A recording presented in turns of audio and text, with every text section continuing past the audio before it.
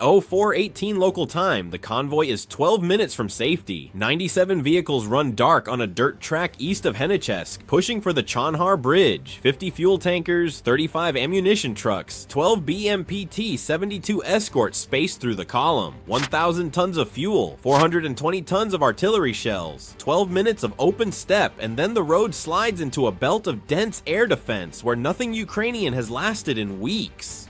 12 minutes. The swarm needs 8. Chonhar is what is left. The R-280 is cut. The Kerch crossing is running on its own repair schedule. And after the June strikes on the Sivash crossings, this farm track is the shortest surviving road that still carries 1,000 tons into Crimea. So the fuel moves at night off the highways, inside a defensive stack that has been killing drone crews all summer. Jammers, reconnaissance, guided artillery, an armored ring around the trucks.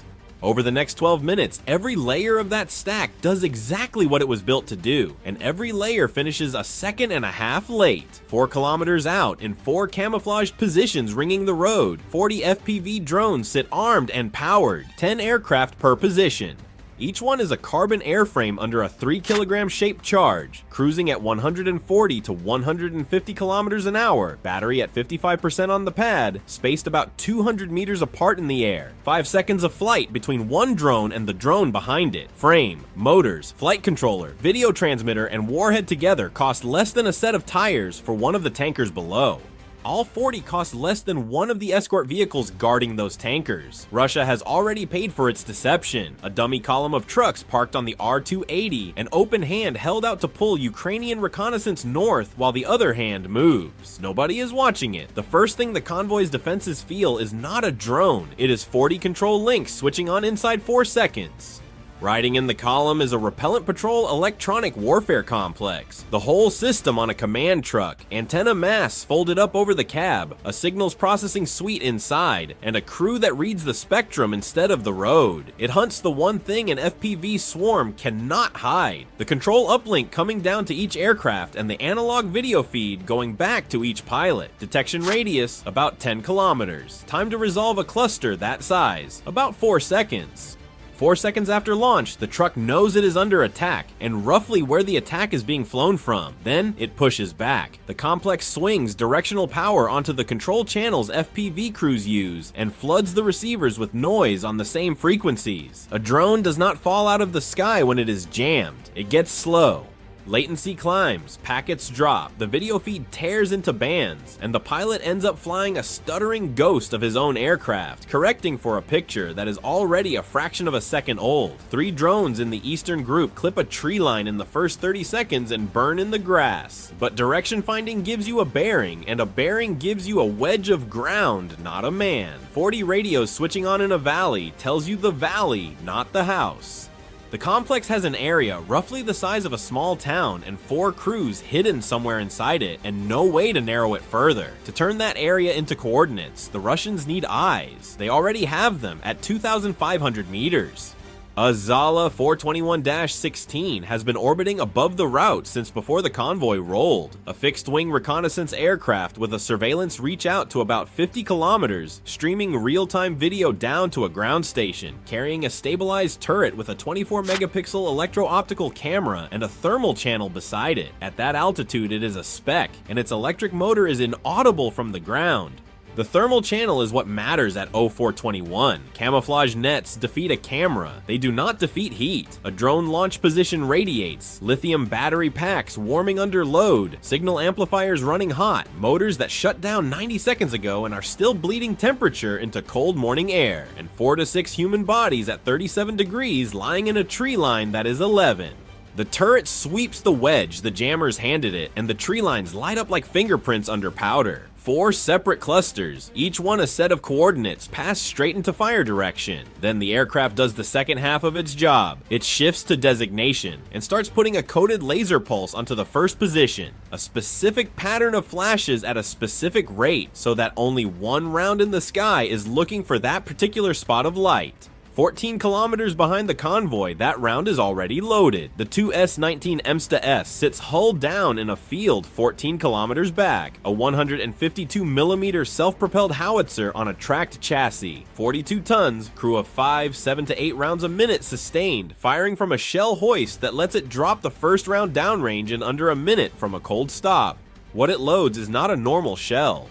The Krasnopol M2 is a 50-kilogram guided projectile with a semi-active laser seeker in the nose and folding control fins along the body, thrown out past 20 kilometers on a ballistic arc. Halfway down, the seeker opens, finds the coated reflection the Zala is painting, and steers the round onto it with the fins. An unguided 152mm round at that range scatters across 100 meters or more. The Krasnopol lands inside a few. The problem is time.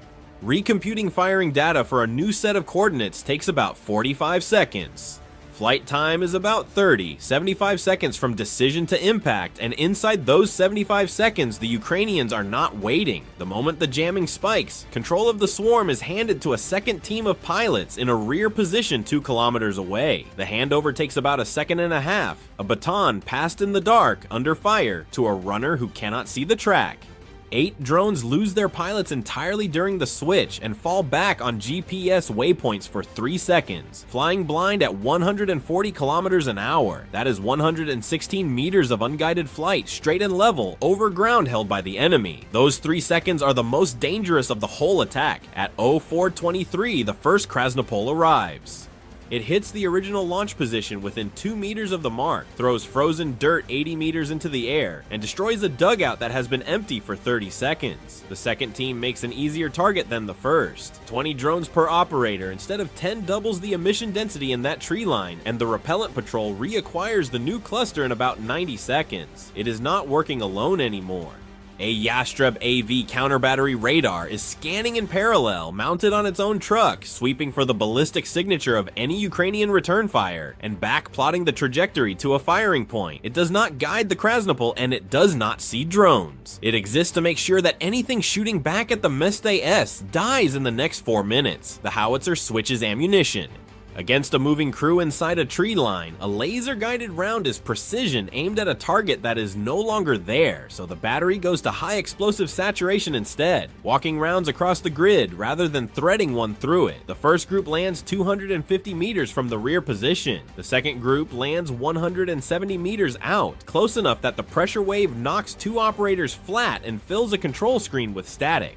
And at 170 meters, control is handed again. A second and a half. That is the shape of the entire Russian kill chain, a spring trap that takes 75 seconds to set and reset, closing on a rat that changes holes in 1.5. It closes correctly every time. It closes on empty ground every time.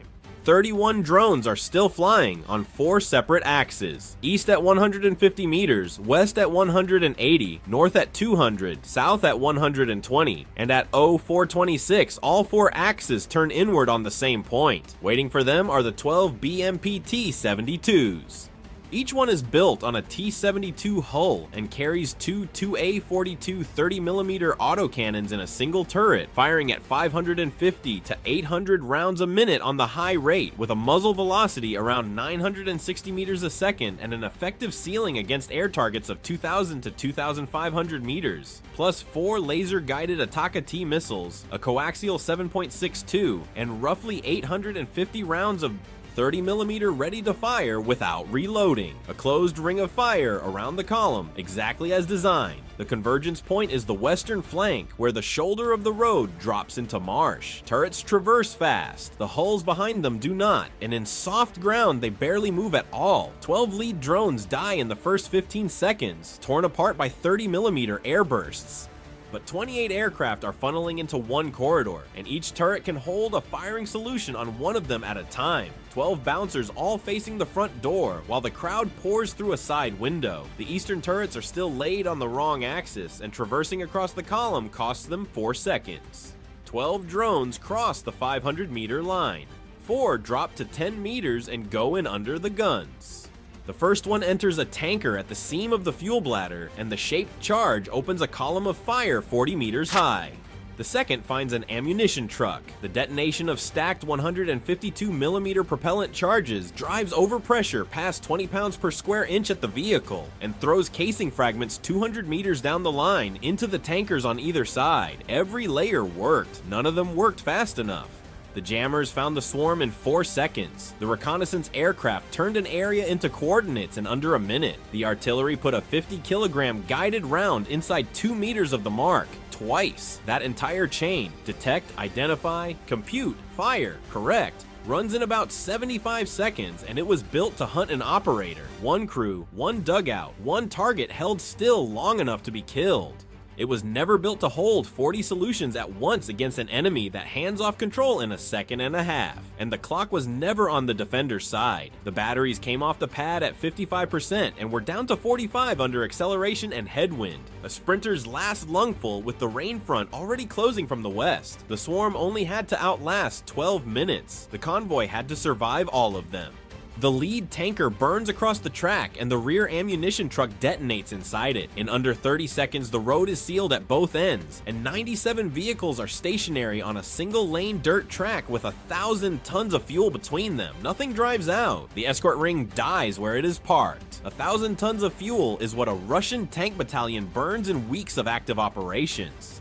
420 tons of artillery shells is thousands of rounds that will not be fired over the Dnipro line. The deeper cost is the route itself. With the R-280 cut and the Sivash crossings under fire control, Russian logistics into Crimea now run on a small number of known roads inside drone range.